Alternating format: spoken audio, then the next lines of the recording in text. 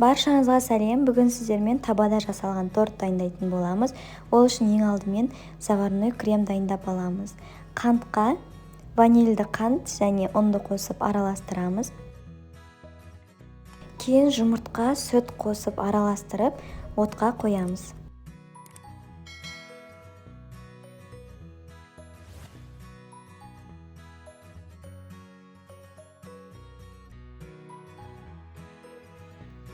Орташа отқа қойып, үздіксіз араластырып тұрамыз.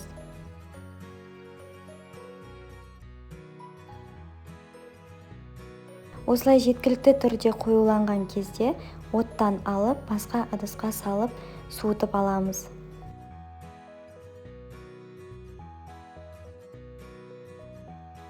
Кремнің бетін жауып, бірнеше сағатқа тоңазытқышқа қоямыз.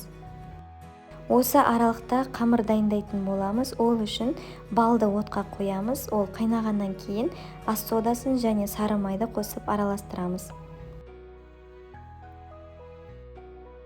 Бөлек ыдыста жұмыртқаға қант қосып араластырып аламыз.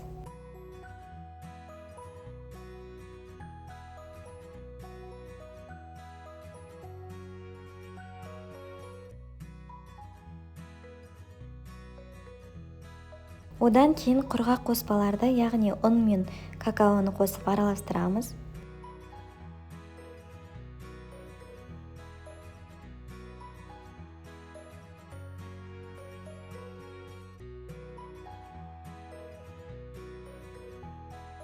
Және соңында балдан жасаған қоспамызды қосып араластырамыз.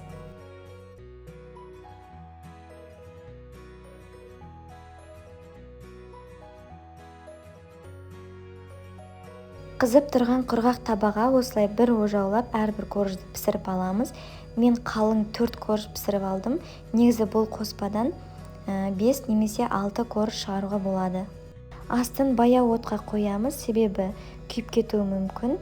Және мен бір жағын шамамен 3-4 минутта пісіріп алдым.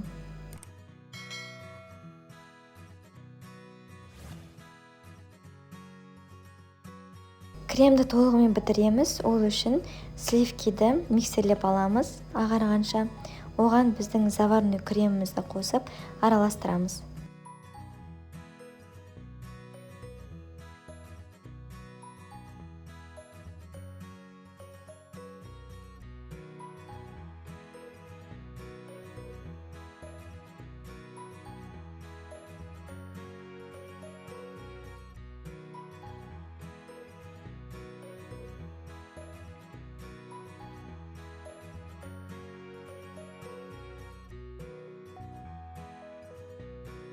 Корждың бәрі бірдей болу үшін осылай артық жерлерін кесіп шығамын және осы кольцода тортты жинайтын боламын.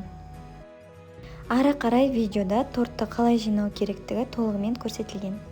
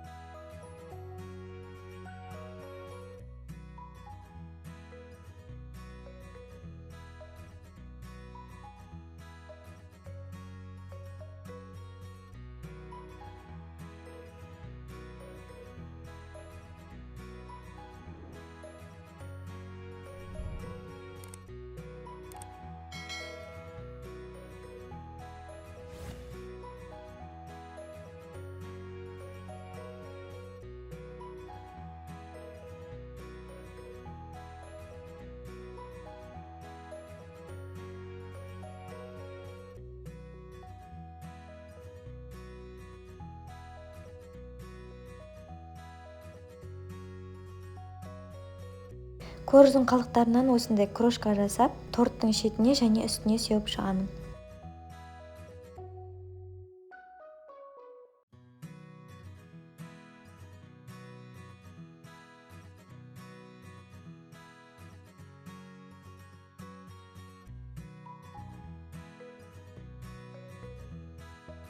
Дайын тортымызды кемінде 8 сағатқа тоңазытқышқа салып қоямыз.